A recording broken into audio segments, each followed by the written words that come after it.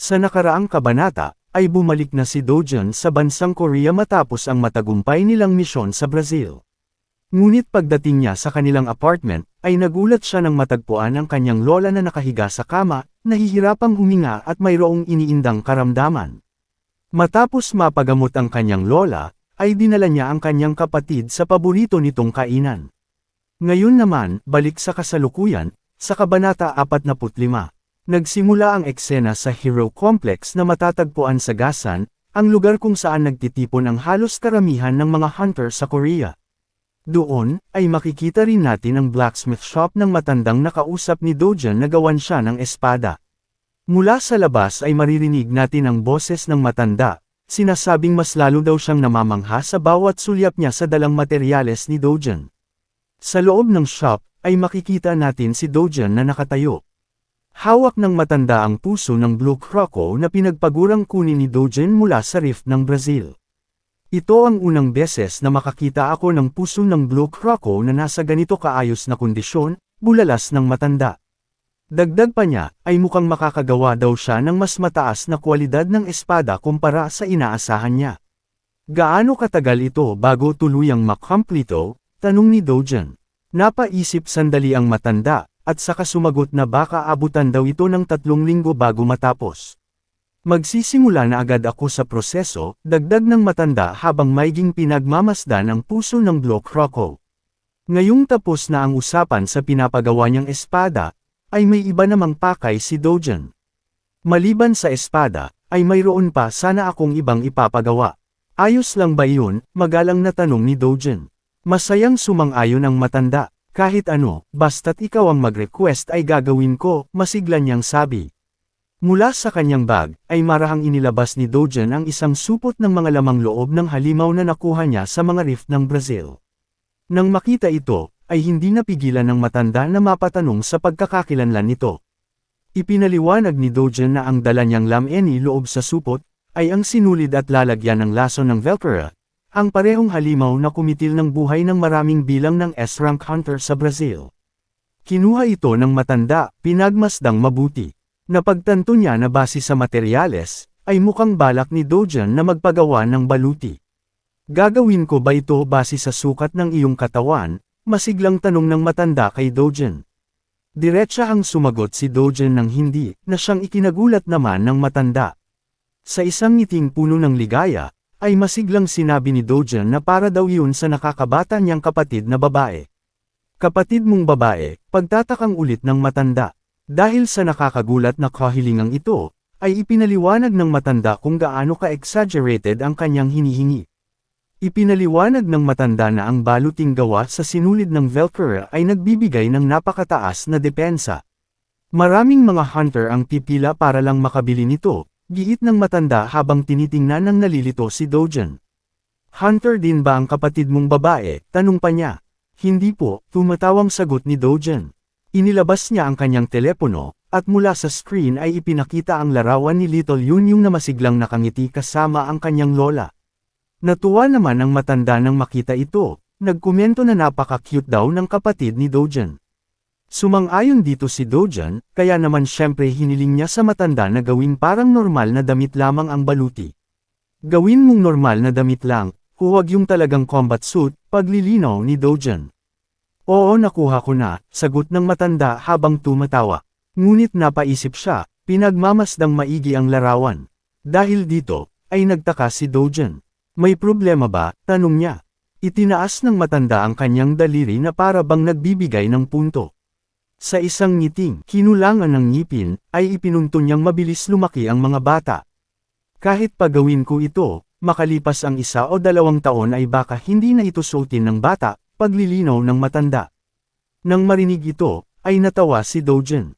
Akala niya ay seryoso na, pero yun lang pala ang pinoproblema ng matanda.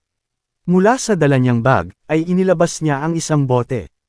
Naglalaman ito ng malaberdeng likido, malagkit at tila ba puno ng enerhiya. Ano na naman ito? Tanong ng matanda. Ang dala ni Dojun ay ang asensya ng halimaw na tinatawag na telefu. Kapag pinagsama sa materyales ng gagawing damit, ang elasticity ay tataas ng 10 beses. Napuno ng matinding gulat ang matanda nang marinig ito, hindi lubos makapaniwala sa sinasabi ni Dojan. Talaga ba, bulalas niya? Nagulat ang matanda dahil sa pagkakaalam niya, ang telephone na tinutukoy ni Dojan ay hindi isang pambihirang halimaw, ito'y isa lamang pangkaraniwang halimaw na matatagpuan mo kahit saang bahagi ng rift. Katulad ng dati, ay hindi na nagpaliwanag pa si Dojan at kaagad nang umalis. Ikaw na ang bahala niyan tanda, pangungot siyang bili ni Dojan. Naiwang dumbstruck ang matanda, nadali na naman siya ng misteryo ni Dojan. Katulad na lamang ng dati noong sinabihan siya ni Dojan na gumamit ng dugo ng Cyclops para pataasin ang absorption rate ng espada, ay binigyan na naman siya ngayon ni Dojan ng panibagong kaalaman. Saang lupalop ba ng mundo mo natutunan ang lahat ng ito? Nalilitong tanong ng matanda sa papaalis na si Dojan. Napatigil si Dojan, bahagyang pinag-isipan ang isasagot. Lumingon siya, nakangiti habang pabirong sinasabi na ito daw kasi ang pangalawang buhay niya. Kung maniniwala ang matanda o hindi, ay problema niya na iyon. Ngayong tapos na ang pagpapagawa ng sandata, ay lumipat naman ang eksena sa isang distrito ng Seoul na napapalibutan ng nagsisilakihang istruktura. Mula sa di mabilang na mga yapak ng tao, ay isa ang nangingibabaw. Isang mukhang businessman ang dumating, nakasuot ng salamin at napakaseryoso ng ekspresyon. Ang pagkakakilanlan niya, ay malalaman natin maya-maya. Matapos ang ilang minuto ng paglalakad, ay tumigil siya sa isang pailalim na establishmento. Habang pababa ng hagdan, ay nalaman natin na ang lugar na ito ay isang kapehan. Sa loob, ay masigla siyang binati ng barista. Pinagmasdan niyang mabuti ang paligid, hindi maunawaan kung bakit may kapehan sa tagong lugar na ito. Mukhang hindi masyadong marunong makiuso ang may-ari, bulong niya sa sarili. Habang sinusuri ang paligid, ay tila ba may nakaagaw ng kanyang interes. Sa unahan ay nakita niya ang isang customer na nakaupo, naka-hoodie para misteryoso. Napaisip siya na hindi naman pala ganoon kasama ang lugar na ito. Salamat sa tago nitong lokasyon, ay tahimik niyang makakausap ang taong ito. Maligayang bagong taon, seryoso niyang bati sa tao. Pinagmasdan niyang mabuti ang tao, napagtanto na ito rin siguro ang dahilan kung bakit dito gustong makipagtagpo ng taong ito. Inilabas niya ang kanyang business card, ipinakilala ang sarili bilang si Park Sang-wook, ang taong kinontak niya. Para sa kaalaman ng lahat, si Park Sang-wook ay 52 gulang na. Siya ay dating chief secretary ng S-Group, ngunit sa kasalukuyan ay isa na lamang siyang freelancer. Ipinakilala naman ng taong katagpo niya ang sarili bilang si So Dojan, naka-hoodie katulad ng nakasanayan. Umupo si Sang-wook sa harapan ni Dojan, nagtataka kung bakit ang isang napakasikat na hunter ay gusto siyang makausap. Sinabi ni Dojan na ipinakilala daw si Sang-wook sa kanya ni Hyun Juyon. Ayon kay Juyon, ay tinutulungan daw ni Sang-wook ang mga chaebol at hunters kung may gusto silang ipagawa ng tahimik. Kinumpirma naman nito ni Sang-wook, nilinaw na ginagawa niya ang halos lahat-lahat. Habang nagsasalita, ay biglang dumating ang waiter at tinanong ang kanyang order. Sumagot si Sang-wook na gusto niyang umorder ng mainit na tasa espresso, at saka nagpatuloy sa pagsasalita. Muli, ay nilinaw ni Sang-wook na gagawin niya ang gusto nila basta't hindi ito labag sa batas. Inilahad ni Dojan ang gusto niya, plano niyang magpagawa ng bahay. Isang bahay, paulit na tanong ni Sang-wook. Napagtanto niya na kung siya ang kinakausap ni Dojan sa halip na construction company, ay mukhang hindi ordinaryong bahay ang gusto niyang ipagawa. Napangiti si Dojan, nagustuhan ang talas ng pananaw ni Sang-wook. Kailangan ko ang pinakaligtas na bahay sa mundo, paglilinaw niya. Ano ang lokasyon at budget na kailangan mo? Tanong ni Sang-wook kay Dojan habang inaabot sa kanya ng waiter ang inorder niyang espresso. Kung maaari ay sa Seoul, sagot ni Dojan habang iniinom ni Sang-wook ang kanyang mainit na espresso.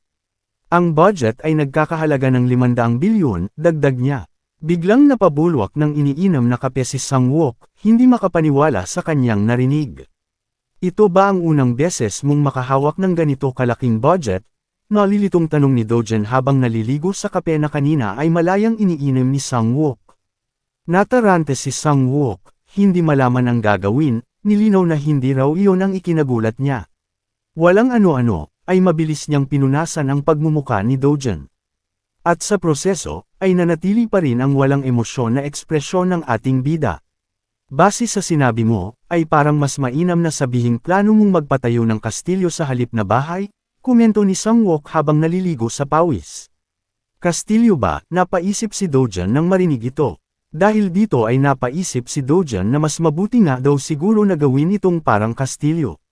At kung kastilyo ang gagawin, ay pinag-isipan niya ulit ang magiging budget. Tama na siguro ang 1 trilyon, di ba? Tanong ni Dojan kay Sang-wook na hindi na malaman ang tamang reaksyon. Nanatili na lamang siyang tahimik, hindi makapaniwala sa mga pinagsasabi ni Dojan. Bumalik siya sa paksa, ngayon ay tinatanong niya si Dojan kung alam ba niya kung aling bahay ang sinasabing pinakaligtas sa buong Korea. Sa pagkakaalam ko, ang pinakaligtas ay ang bahay ni Chairman O Yung-jon sa Gangnam. Tama ka dyan, pagsang-ayon na sagot ni Sang-wook. Isinaad niya na ang bahay ng chairman ng Korean Hero Association ay nagkakahalaga ng 110 bilyon sa merkado. Ngunit nilinaw ni Sang-wook na ang mismong lupa at ginastos sa pagpapatayo ay nagkakahalaga ng 80 bilyon. At kung susuriing mabuti ang budget ni Dojan, ay iginiit ni Sang-wook na pwede siyang makapagtayo ng bahay na mas maganda pa roon. Ngunit mayroong isang problema, hindi raw pwedeng magtayo sila ng bahay sa Gangnam. Hindi ka pwedeng bumili ng lupa roon, paglilinaw niya.